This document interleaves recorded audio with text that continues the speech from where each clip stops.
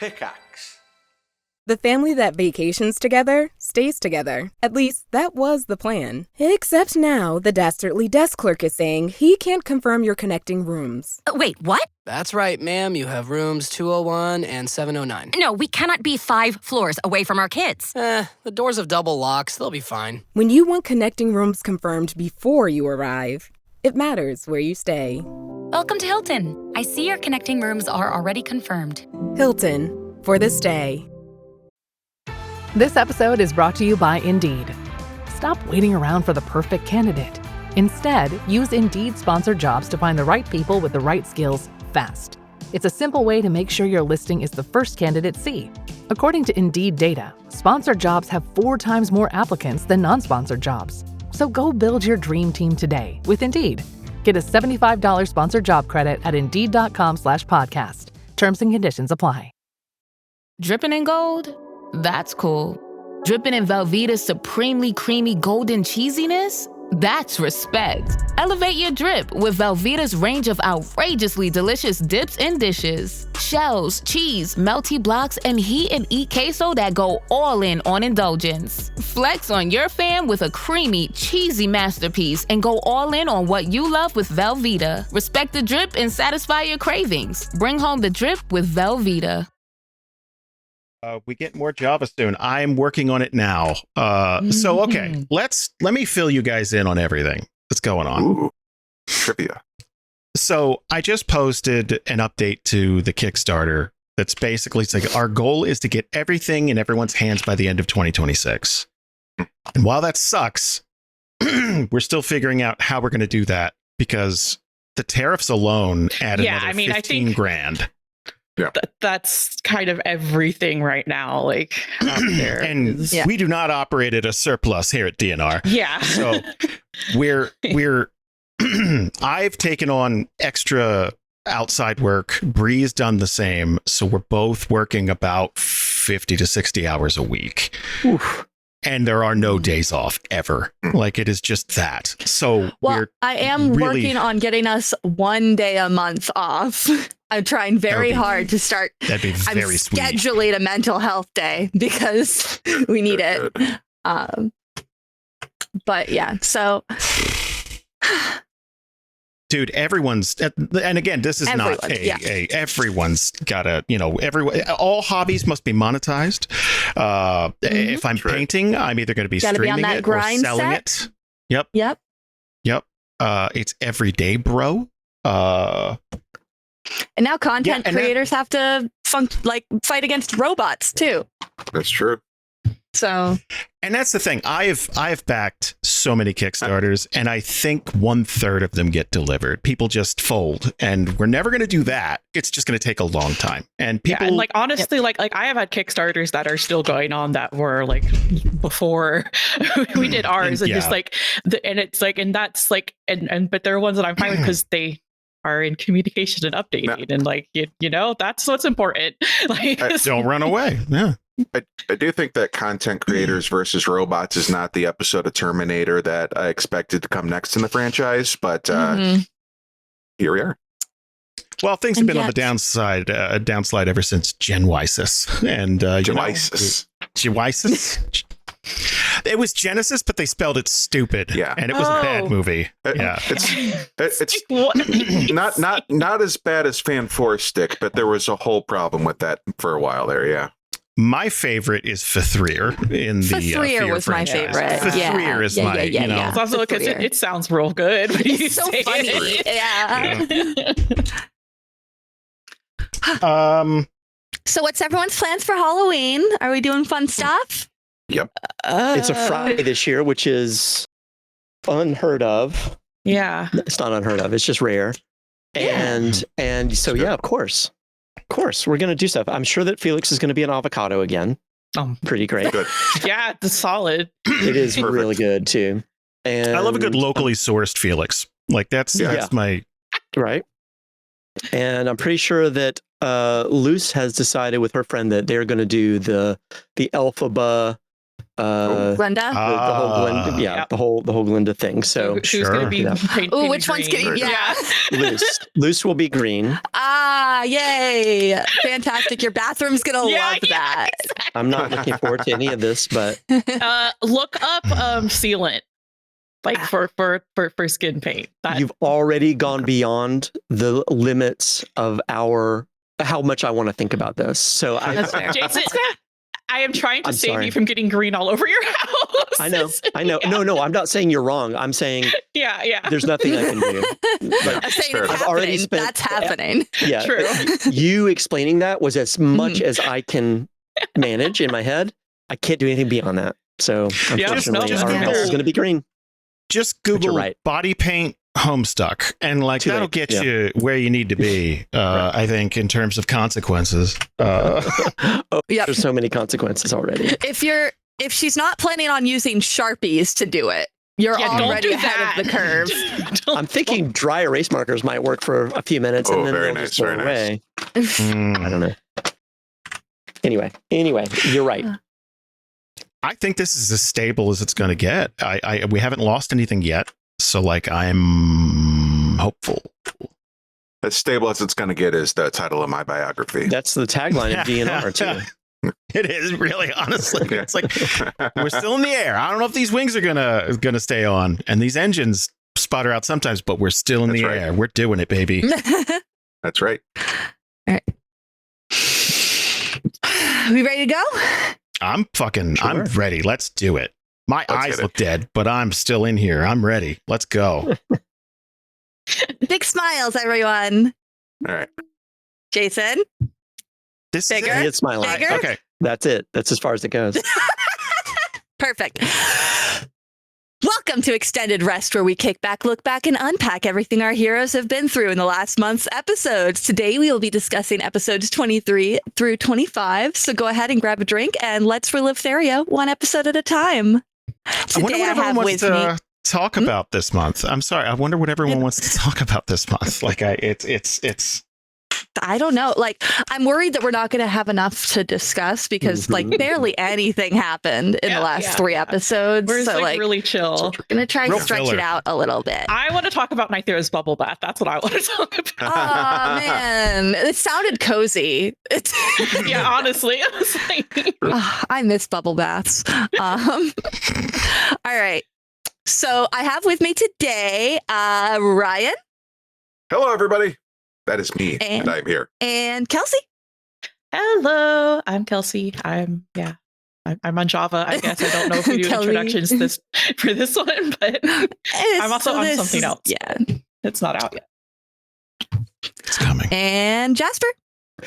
Hey, I'm Jasper. That's it. And Jason. I'm the other Jason. Hello. So I didn't write down the titles of the episodes this time like I normally do, so I'm just pulling those up. Episode 23, How Chimera Got His Groove Back. The party is given the grand tour of the duergar fortress where Chimera is altered by the adamantine vapors, which heighten his powers and give him a really good high. You guys make it to the throne room where you uncover war plans and a fake king guarding a hidden cavern where the true king was found immersed in raw arcane energy. Speaking of Glenda, radiating with immense power and madness. So that was a pretty cool episode. We're going to keep we're going to do the normal, we're talking about every episode in order. I recognize that the 3rd episode is the one everyone's excited to get to. We got to get to it. Builds to that. It builds to that. Yeah. And I have questions too. So one thing that I've really enjoyed a lot about all of these episodes is that if there is a thing to be opened or pulled or grabbed, it's like we don't really have a Mandy or Valerie in this arc to do that for us. But what we do have is a Ruby, and Ruby is doing a phenomenal job of pushing all of the buttons, pulling all of the things. Save some world for the rest of us, but it's very dynamic what you're doing. I feel like if there's the big red button that says don't push, Ruby would be like, oh yeah, but hear me out. When am I going to be back here? What if I did push it? What if I push? But what happens though? Yeah, no, not even that. She would never even go, what happens? It's just, it says not to. But what if I did? What are they trying to hide? Yeah. Consequences? Forget it. On that note, would Ruby do the adamantine vapors if she had known about it? Because I don't think Chimera told her, and then she realized he was high and became babysitter Ruby. Yeah, good point. So, I mean, the build up to all of this is that, we don't know what's going on. We just know that there's something weird happening with the king or the duergar or something like that. And the king and all the duergar, or at first, I think we all kind of felt like, is something weird here? Like, the duergar acting weird? No, it just turns out the duergar are just really focused on what they're doing. They're just working. Cool. But then it's like, okay, well then something's going on here with the king. Anyway, the whole the whole huffing this arcane gas stuff. I don't know that Ruby would have, if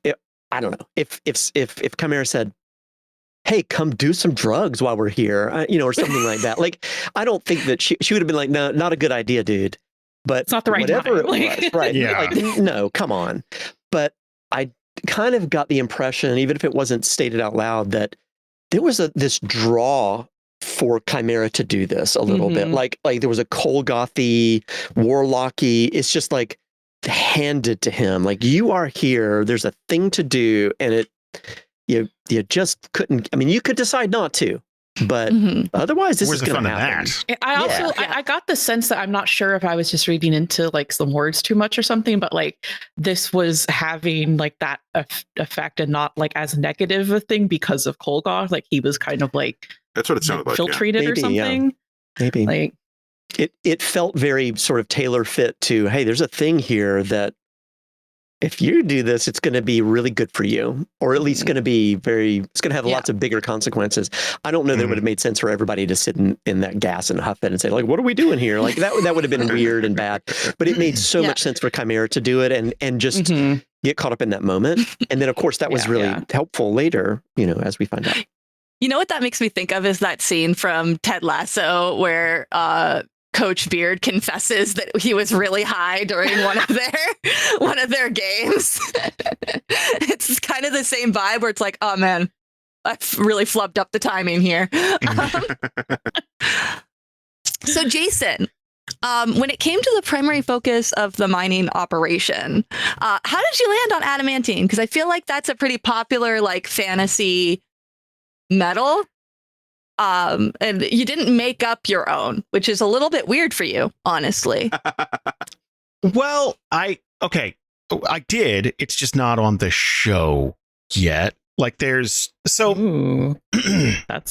Lore drop. So much has changed, right? So much has changed. I want to give people grounding things where it's like, okay, well, this still exists, the currency is still the same, right? It's gold, silver, copper, platinum, and I'm trying to give people touchstones again, which is very important, because if you change everything, then you feel like it's it feels like you're making it up, right? Which is a weird thing to say, because we are. But you know what I mean? It's a little gratuitous, a little bit it needs a little bit of something they're familiar with. Yeah, that's. And at the same time, you don't want to come in and it's this is the great granddaughter of Brianna, and we can't. We don't. You know what I mean? We can't.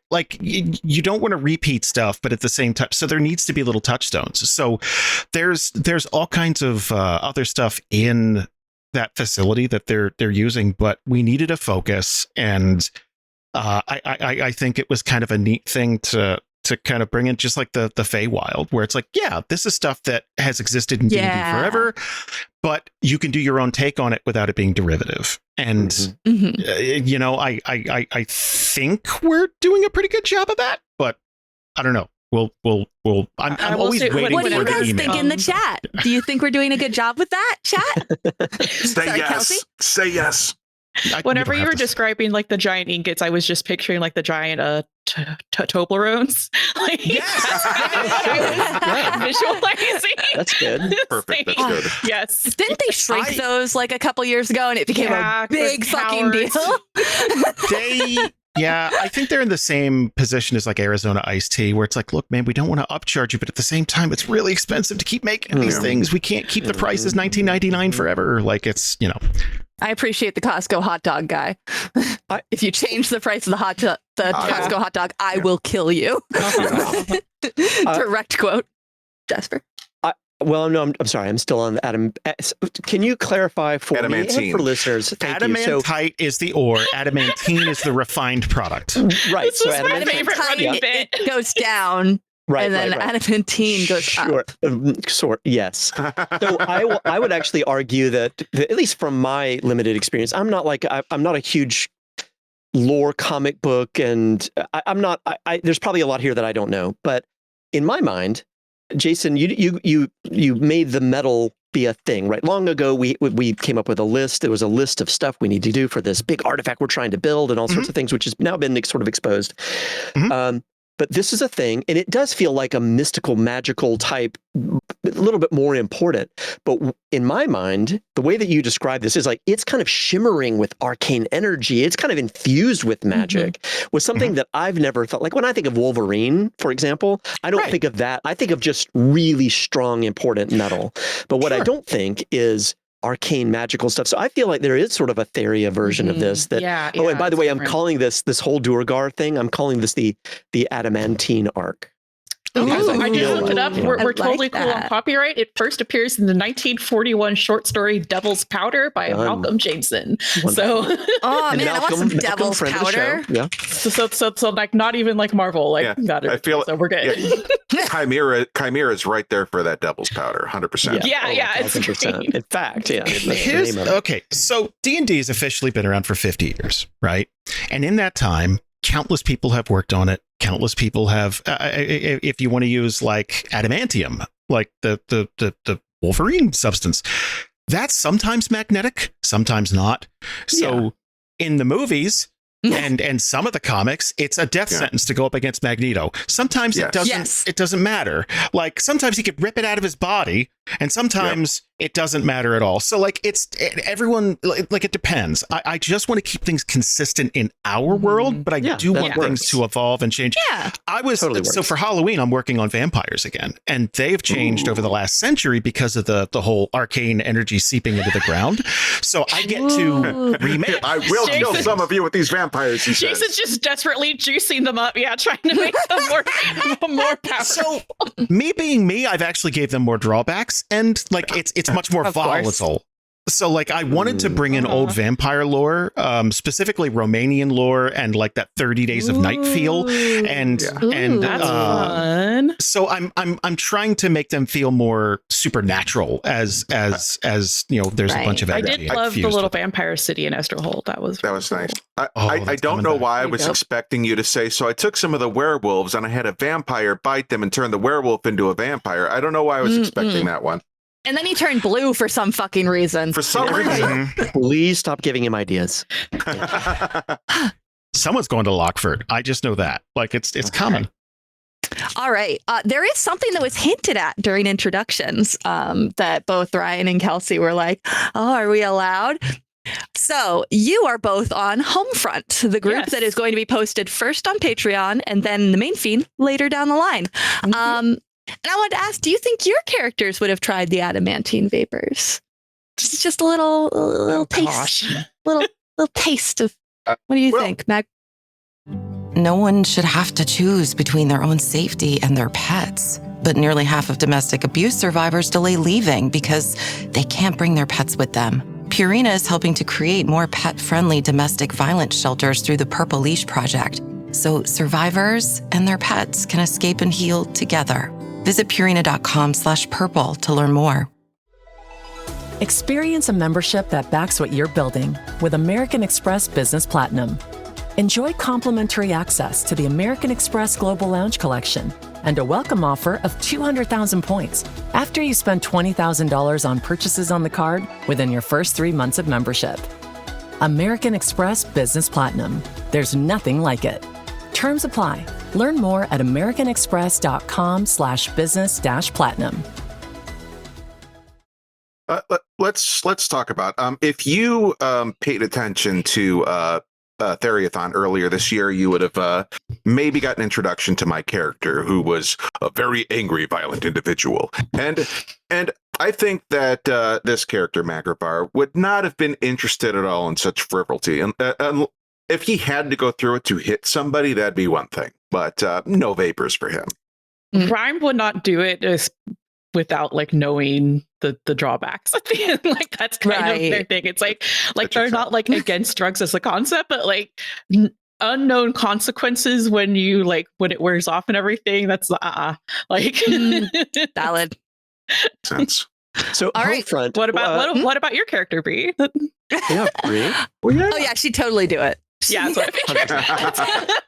So Reason is Rhyme's cousin, and they are different in multiple ways. And that's another reason why Rhyme would not, because like someone needs to be sober to like take care of this, you know? Yeah, no, I'm driving. Yeah.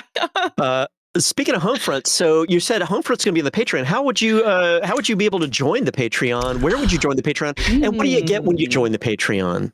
Excellent you get so many things when you join the Patreon over at patreon.com/DANDR. That is patreon.com/DANDR. And I believe that Homefront is just going to go in the regular $5 tier, which is the tier where you also get ad-free episodes and behind the scenes, which are really, really fun. If you guys, that's where Spagushers started. Like you want the behind the scenes, so you get the Spagushers and the portable soups, you know. I was trying to explain that to my wife last night, and she forget it. Trying to explain to my wife what I do for a living is real fucking tough sometimes. Like it's like even why don't you take me seriously, Spagushers? Right. It's like, and you make money doing this? And I'm like, sometimes, yeah. Like it's tough to, you know. Not a lot, but you know. I started a chat with patrons, even people who are on the free tier, just asking. It's like, hey, what do you want to see? What are we? Because we've spent the last year working on the main feed. Now I want to look at Patreon and make sure, you know, because as time goes on, people have less time to do sessions and things like that. Like trying to wrangle the cast at this point, it's tough because people are dealing with new homes and new jobs and new kids, and it's really, really difficult. So in the near future, we might do a casting call to add cast members here first. But of course, you have, in order to be part of the casting call, you have to be at tier. I'm just kidding. There's no. I'm kidding. I was a joke. It's a joke. To know first, you should at least join the free tier on Patreon, which is also where you can. We do put out irregularly, but we do put out GMTs in the free tier, so that's where you can listen to those as well. So and you get all of the working updates. 60 hours a week. It's tough to find time to take a road trip. And we don't like posting depressing GMTs. We're trying to get better about that. All right, episode 24. This is going to be a real quick one because this was the fight with the Dwarf King, magic-addled arcane energy king, and unfortunately, one of the Minotaurs went down. And the king was killed by Brack was the survivor, correct, Jason? Brax was, Dozer went down. Dozer went down, Brax survived, and Brax ended up skewering.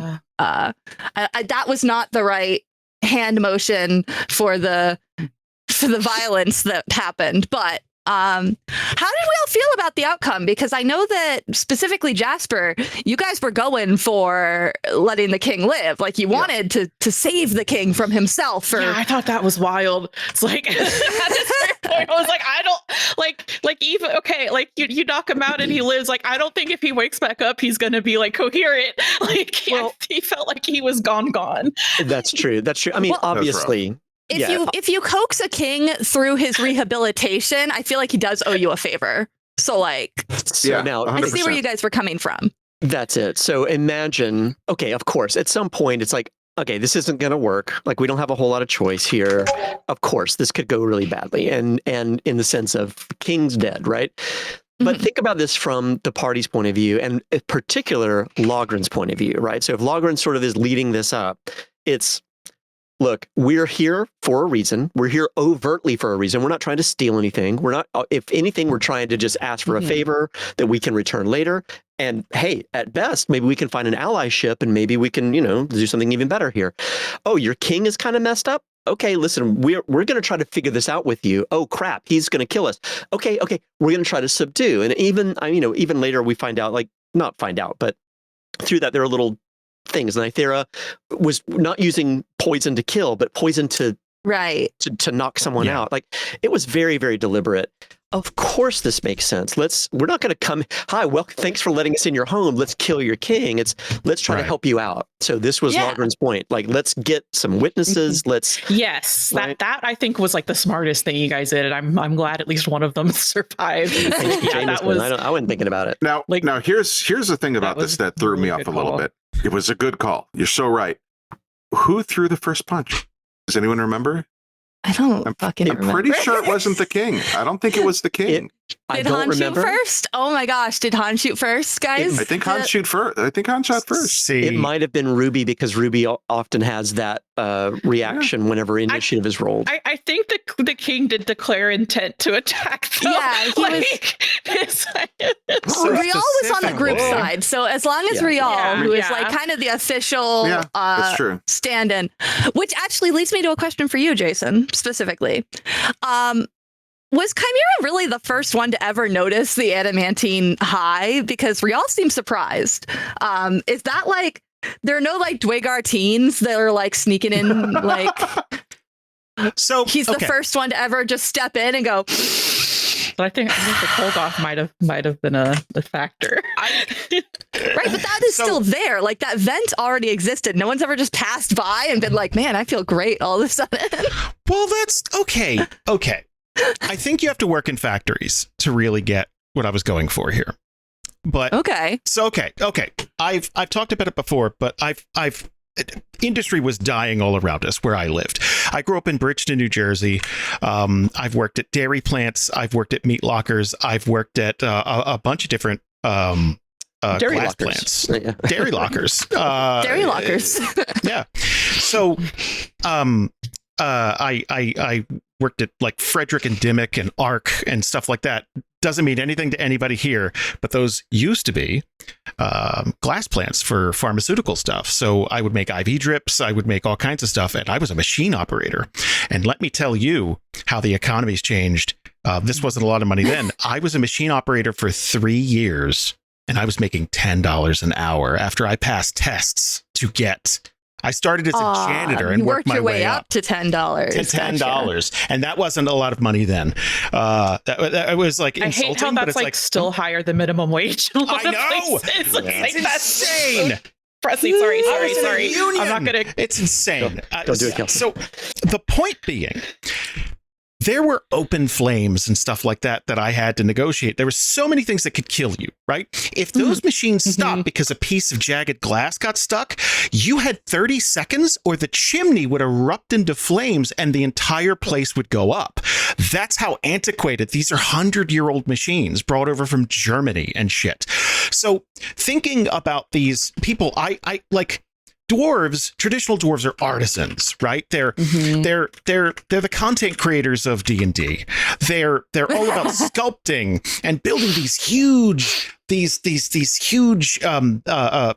forges and weapons and armor and stuff like that. And they're very this is a 1-of-1 run, and you'll it's like getting a special Rolex or something like that. It's hey, these guys make the best weapons and armor. This is bespoke. And it's so what if there were dwarves that were much more about uniformity and making things that are reliable and stuff like that? Not necessarily pretty to look at, but man, these things are going to be, so it would never occur to them to, let's say, get near the open flames of this machine. And just so what happens if you breathe this poison in? Because it's poison. I feel it thinking about factories and stuff and everything. It's there are a lot of fumes going around, and most of them give you cancer. So it's probably most of them aren't cool. Yeah, you're not thinking oh, maybe one of them will get me high in a fun way. It's no, if I go and breathe that in, I'm going to die. Yeah, we don't want that. Someone figured out whippets, and that is not someone has to sit there and try every single thing, right? But again, These are okay. So also, they haven't been free for that long. True. Right? Yeah, they haven't been there. Oh, yeah, that's true. Again, we've talked about it on the show, but it's you get to that point through comfort. When you're comfortable, then you can look at like, hey, how does this make you higher? It's like, so you're working on the hierarchy of needs first. Then it's like, well, now I'm bored. Hierarchy. Like, yeah. By the way, pajama party. Content creators, as in OnlyForge, like that's a good one. Definitely a thing. Very cute. Very cute. Sorry, Jasper. Let's call it canon. I don't even know what I was going to say. Was I going to say something? I think it was really cool, and like the description of like how their like the architecture was different, like and all that stuff. Especially like it's good to have Logrhyn there because he knows the other versions. Yeah, you can kind of like compare other side it. Of the coin. But they just seem really cool, and I'm hoping really we cool. find out a bit more about them once you guys are I don't know if you're going to be freed from the prison after what happened, but we'll find out. There's so much, obviously. Yeah, I'm in a privileged position because we have, we've recorded a couple of episodes. You have 2 in the can. Beyond. Yeah. So we know what's going on here. But no, what I was going to say is, once again, shilling for the Patreon, but for a point. I'm not going to stop you. It's really fun.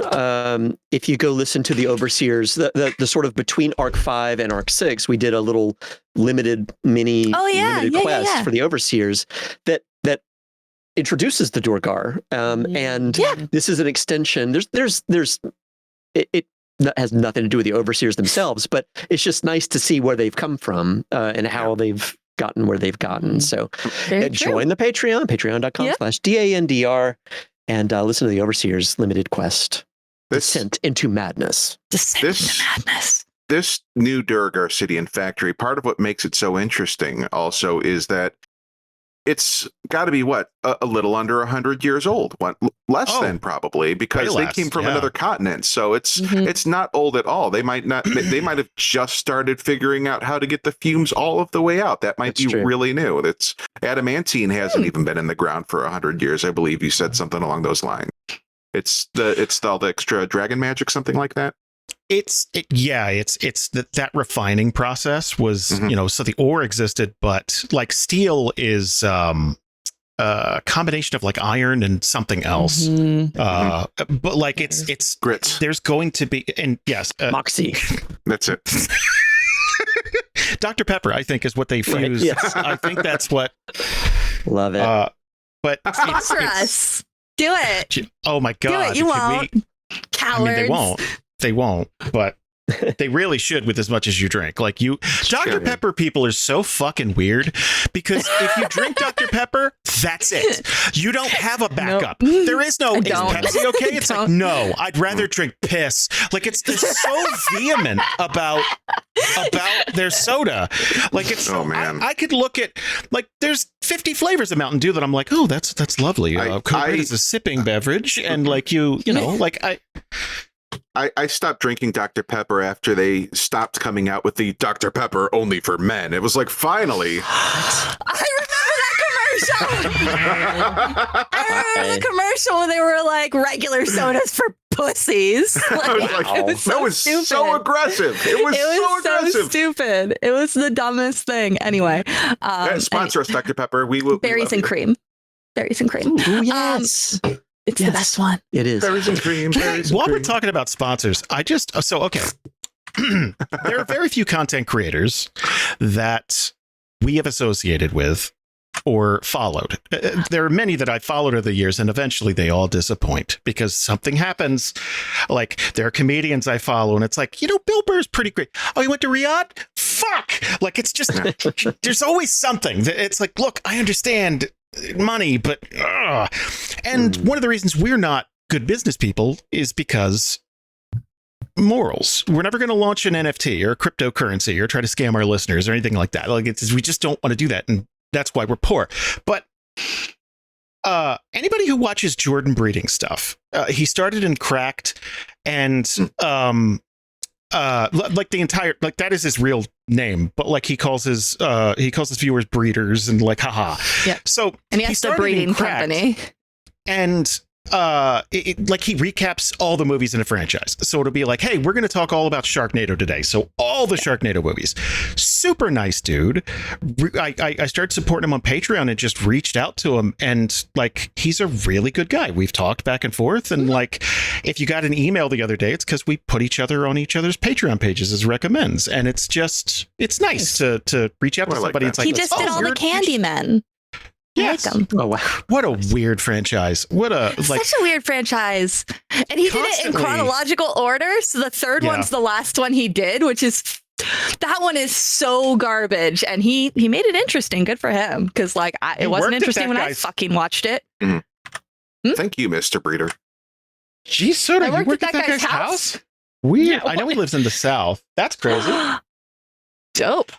Thank you, Rachel. I love supporting you guys because you're not terrible people. Aww. We try. Aw, thank you. We do our best. Oh, that's how I know you don't know me that well. Yeah.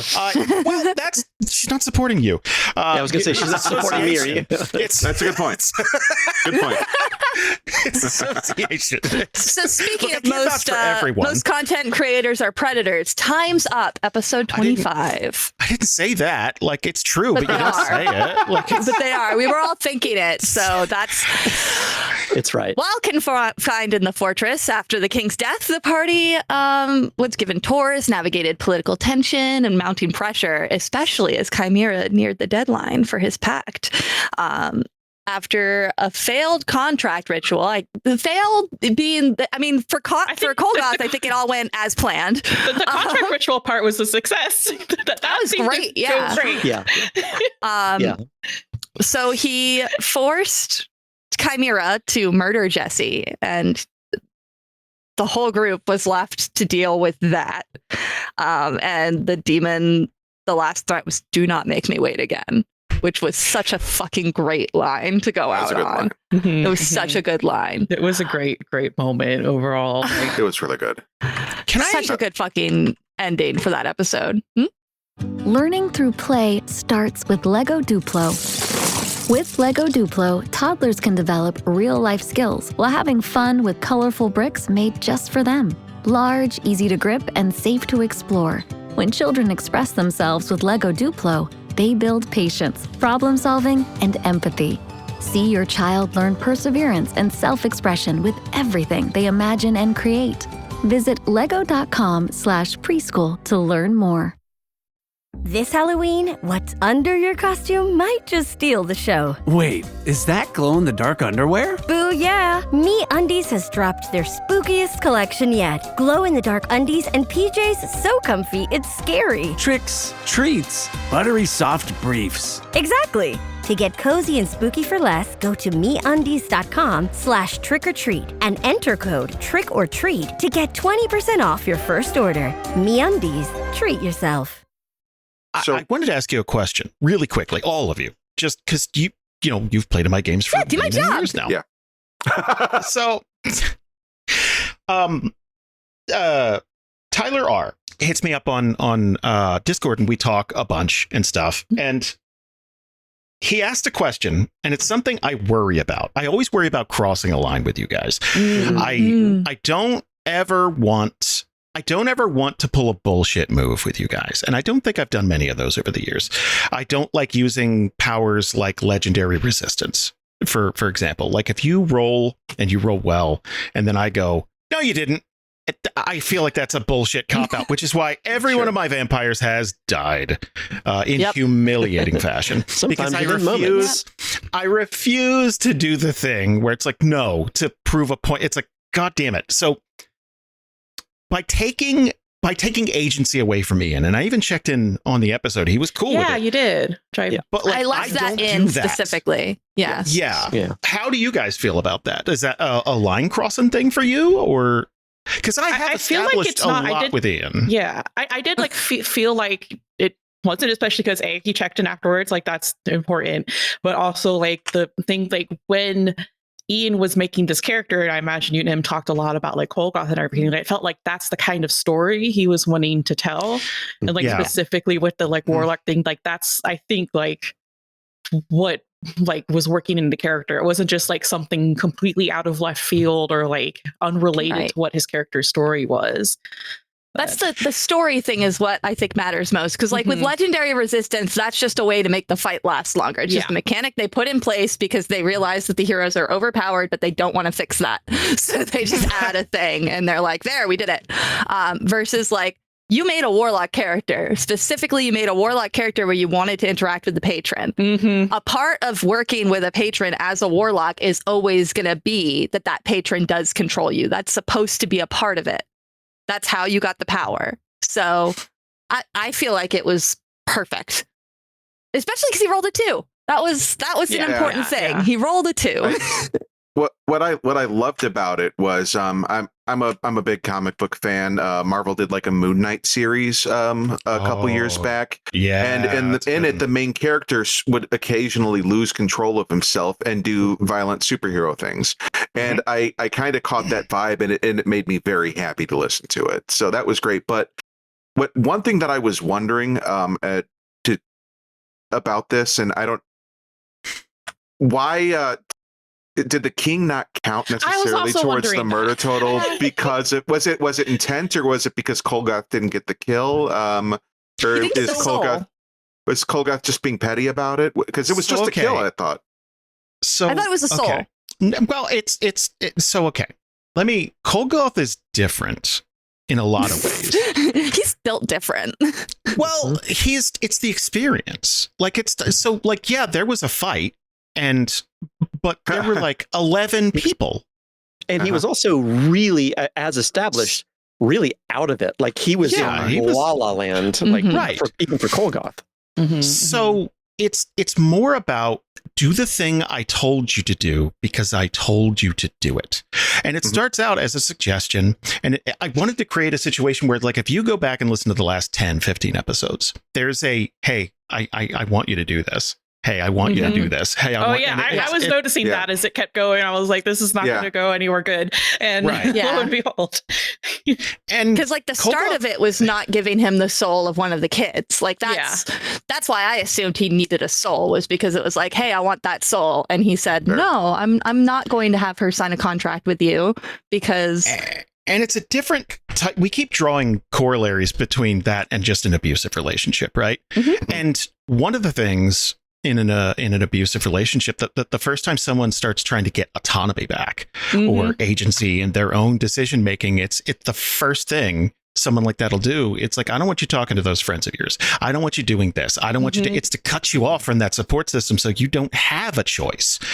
So little decisions that Ian was making for Chimera, like, no, I'm going to make this potion and I'm going to cure aura so that we don't have to rely on that. It's like, all right, there's just this little Telltale Games thing. It's like, he'll remember that. Yep. And on and on and on every time he did something. And the more he was doing things for himself, it's like, so the way this is heading, you're going to have options going into the future. And it's like, all right, cool. So, and I was asked point blank, it's like, so what's the end game here? And it's like, he wants to keep Chimera alive, but keep him on the back foot so that he never has time to have a savings or a plan or a way to get out. And I feel like, especially like this particular like move, like is also like it feels like it was intended to not only just like have you like murder a guy that you don't want to, but also like put a bit more of a rift between him and the party, because it's like you just like we're unable to stop yourself from killing someone, and like this probably I imagine is going to ruin the relationship that was building between the other brother. And also now it's like, okay, well, what if this happens again in the future? Like maybe there's a bit more distrust there, but. And there's a little bit of a vibe there as well, where it's kind of like, if this goes wrong, if it goes horribly, why did you make me do this to you? It is kind of a vibe. Yeah. If you just would have did the thing, that is it's almost cliche, but it's like, no, that's it's cliche for a reason. That's what people do. That's what toxic people do. Yeah. Yeah. Pajama Party pointed out, and I think this was another reason why it hit so hard, is like everything was coming up Chimera. Like he was able to like convince him, and like everything was going great. He was going to have a new warlock buddy. This was going to be fantastic. Well, and then that happened, and that was remember, such a gut punch. The title of the episode was how Chimera got his groove back. It's like, I got the gases, everything's going, it's all Chimera gold and everything's great. And then a complete drop off, which was of course not intended, but that's where it went. Dice telling the story. Yeah, I honestly think there's so much of the dice telling a story here, but to answer your question, Jason, go ahead. No, well, there was a moment earlier in that episode where you guys, it felt like it's like, hey, should we be staging an intervention? And very specifically, Logrhyn was like, no, we need Kolgoth. We need Kolgoth. Yeah. So well timed. Like, and it's one of those things where he's not always around, but like he's in the room for things like that. He experiences things. So it's like, cool. I know how much leeway I have. So there's a future world in which if Kolgoth is sticking around, right, as part of Chimera, where there's going to be kind of I'm imagining that there's a world where we need something big to happen, something important. And it's like, all right, hey, Kolgoth, what can we do here? And then it's going to be like, well, let's look at the scales. Let's look here. Let's see where we are. And that's the balance that I think Logrhyn is trying to figure out. Like keep that going as best as possible, because he's planning everything. And he knows that the reason he chose Chimera was not just because Chimera is really good at lying, but because he's also got Kolgoth. Like this is very planned out. Not even in a mean way or like he doesn't care about Chimera, but just like, well, this will help. This is good. No, Chimera is great, but also this is kind of part of my plan too.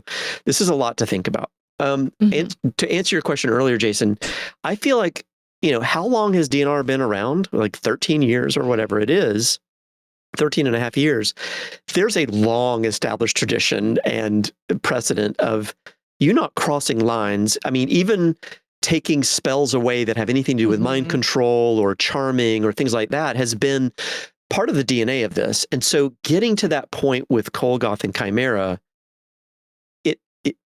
I don't even think the question, did I cross a line, even needs to come up. It's like, this was necessary. The dice told this. This was Kolgothy. This was the thing. And of course, I think you wouldn't have gone that far, it's a far place to go, but for reasons. And Ian was like, no, of course that was okay. Also, fuck you, but also, fuck you. I've never been angrier, but that was great. I really love the fact that like Chimera like absorbed the soul and got XP from it. That was so good. That was so mean. That was so mean. That's like, I don't want this. Like hitting somebody and then tucking $100 bill in their shirt pocket. Yep. And fuck you. But even $100 bill that you can't get rid of. Like he's got the XP. He can't not take them. It's like, I'm sorry. Hey, no. I got you.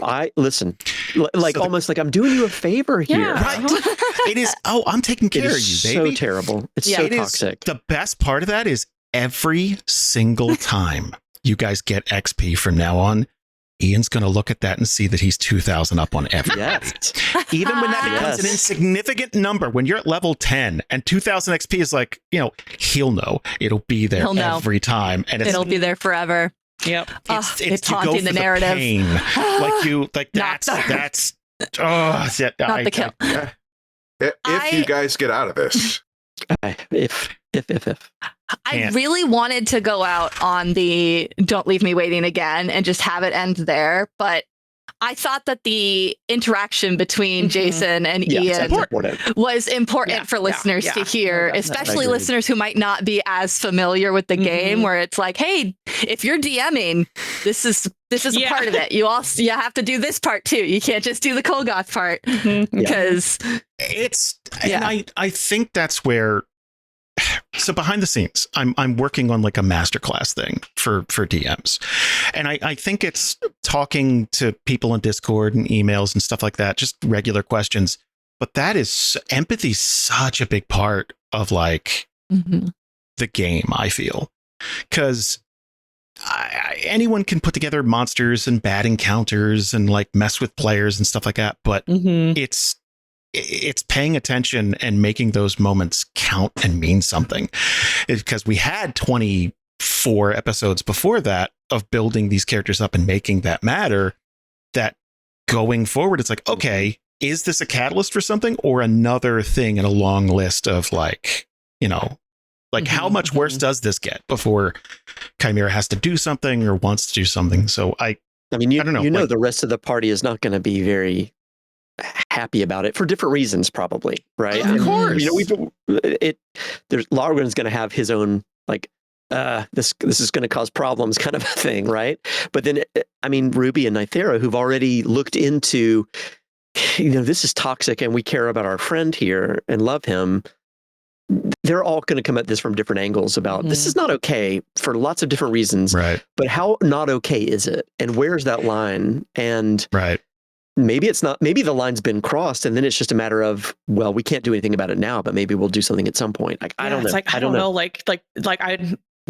How difficult the process is to break the contract is such it's an interesting part of it, because it's not like you just need to make a decision and then do a few things. It's like, no, you would have to fight a demon and we could all I don't think even with that really impressive performance against the king, I don't think you're ready to do that yet. That sounds really scary. No. Can you imagine though, what I'm even more scared about, that rather than fighting a demon, if we ever got to that point of, trying to extract a Kolgoth or something like that, I'm actually more concerned about hey, we think we should do this. And Logryn saying, hold up, hang on. Yeah. Right? I get it, but realistically, Chimera saying hold up, because totally. Yeah. I don't know what Ian has planned, but New Icy Hot Nighttime Recovery relieves pain at nighttime while your body recovers. Icy Hot, you're so back. Oh, the sick day struggle is real. But with Dimetapp, it doesn't have to be. Children's Dimetapp works quickly to soothe multiple bothersome cough, cold, and allergy symptoms in a single dose. Our fast-acting formulas are designed with kids in mind, so they get everything they need and nothing they don't. Available in liquid and on-the-go chewable tablets. Tap the banner now to shop at Amazon and say goodbye to the sick day struggle with Dimetapp. Use as directed. Well, we compare it to the toxic relationship thing. Sometimes people don't want to leave those. Sometimes people are comfortable in those. There's two elements of that. There's two elements of that. Chimera does have an addictive personality, but let's operate on the cast level. We all bring different things to the show when we're playing in groups, when we're not, when we're just hanging out on Discord, when we're just supporting each other, right? So let's say one of the cast members is a really good artist, and that's what they brought to the table. They draw monsters, they make icons, they do this. And then one day you woke up and completely lost the ability to draw. What is your function within the group now? What do you bring? Even if it's just, hey, we love you and we want you to stick around, there's going to be that part of you that's like, yeah, but what do I do here? What's my purpose? What do I, so. Yeah, because Jasper, I know you've talked in previous extended rest about how Logryn, finding and picking out these people, that's such an important key part to the group and everything. And I imagine that's in the back of Chimera's head. It's if I lose my ability to do magic, then Logryn is not going to need me anymore. I'm speaking for Ian for sure. I don't know, but you're right. We've said this a million times, but we planned this party before coming to Jason with this party and had a whole reason for why this was happening and what the background was and how it had all come together. Logryn choosing Chimera, like I said, was really deliberate. And Logryn is actually really transparent, right? He's not manipulative. He's not I got Chimera and don't tell anybody, but I got him because of Cole. Yeah. That's not it. He's just no, you're really good. And also you've got some extra stuff here and this is going to be really good for everybody. And this is going to work out really well. So great. Now, but you're right. If all of a sudden if Chimera were a different type of person from an ability point of view, what would that conversation be like? What would Logryn, and more importantly, if Logryn sort of had to go take a walk to think about that, what would Logryn be thinking? Would he be thinking, well, do I cut my losses? Is Chimera still Chimera? Is Chimera not worth it? I'm not saying that he's that cold, but I do believe that Logryn would at least think about all of those things. I suspect Logryn would end up being no, I just need to make up for the gap now.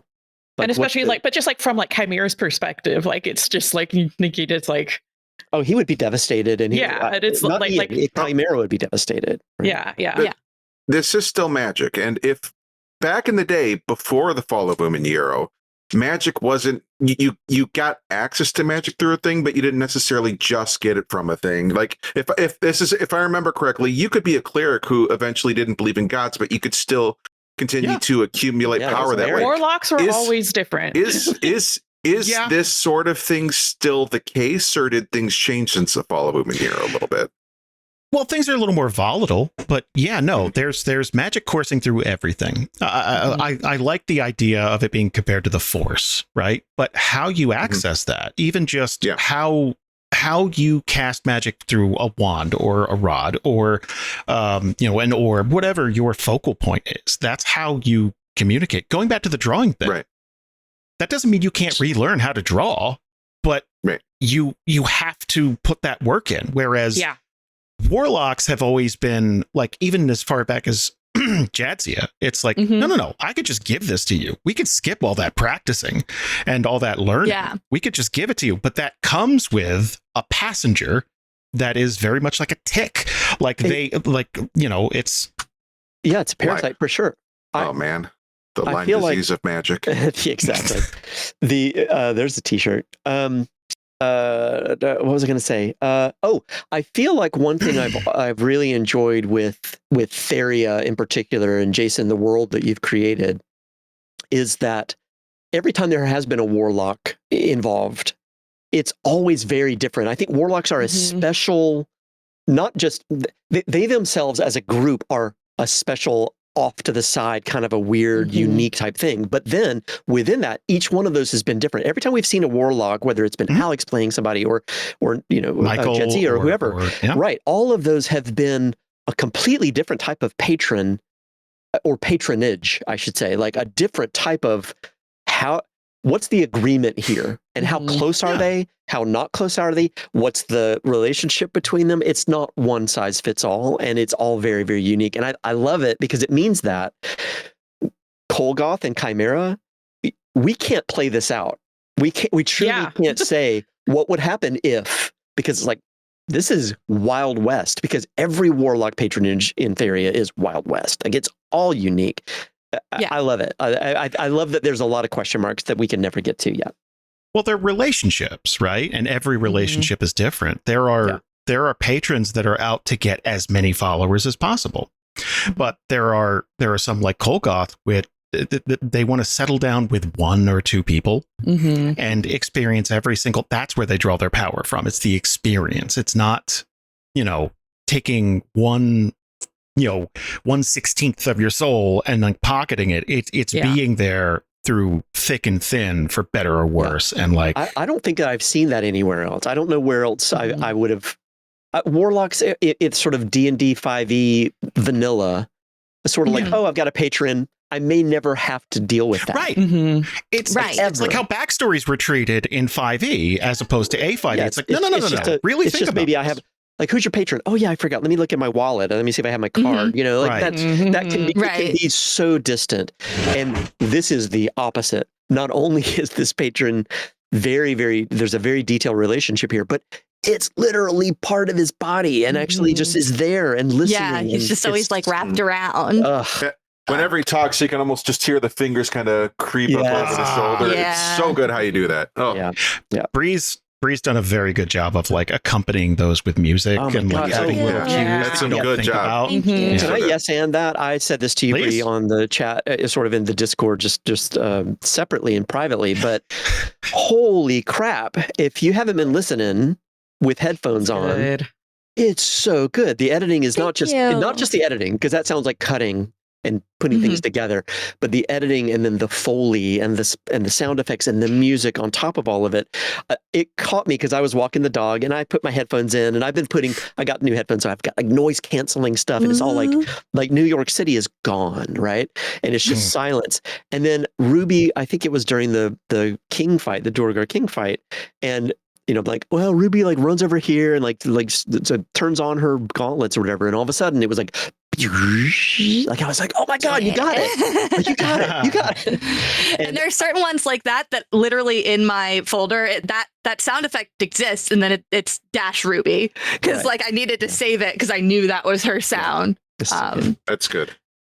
Shield Plant is another one. It's like -Logrhyn. Yes. Yeah.